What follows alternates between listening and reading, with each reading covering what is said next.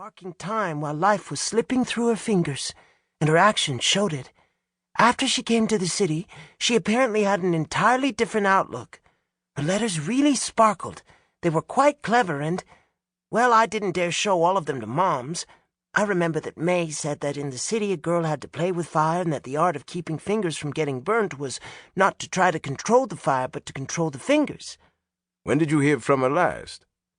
A little over 2 months ago. What was she doing then? She was working as a secretary to a man in the stationery business, but she didn't give me the address of the firm.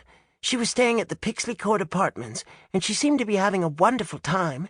You have a letter? Mason asked. No, I destroyed all of her letters. That is, nearly all of them. She used to write me things in confidence.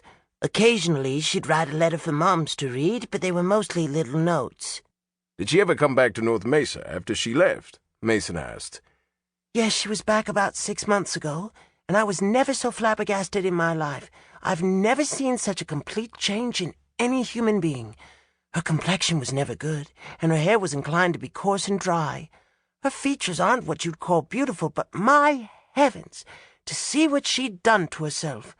Her clothes were smart, her complexion was a lot better, her eyes danced.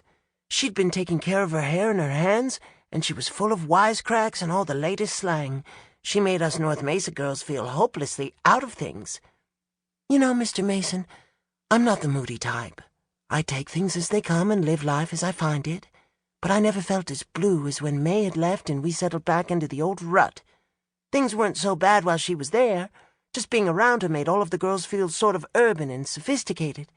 But after Mae left, the steam was all out of the boiler and we couldn't carry on.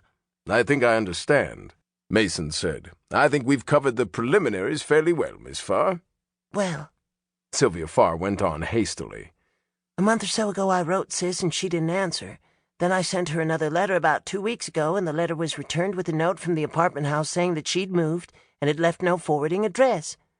She sounds as though she'd developed an ability to take care of herself, Mason said. I would hardly think there was any cause for worry. In her last letter, Sylvia Farr explained, she mentioned a Mr. Wentworth who had a yacht. I understand he's a gambler and rather wealthy. She's been out on the yacht with him and wound up the letter by saying something like this: "Good heavens, Sis, if you come to the city, lay off people like Penn Wentworth. What I've told you about playing with fire doesn't fit him. He goes through life taking what he wants, not asking for it. You can't control either the fingers or the fire with men like that." Mason said, somewhat impatiently, "Your sister isn't the first girl in the world to find that you can't make hard and fast rules about playing with fire, as she called it. You don't need a lawyer, Miss Farr. You need a private detective, if you need anyone. If you'll take my advice, you'll return to North Mesa and forget all about it. Your sister is able to take care of herself, and the reason she has failed to communicate with you is undoubtedly because she doesn't want you to know where she is. The police can tell you that this frequently happens. If you want a good detective, the Drake Detective Agency in this same building has several very skillful operatives, and you can absolutely trust the discretion and honesty of Mr. Paul Drake, the head of the agency. He does my work."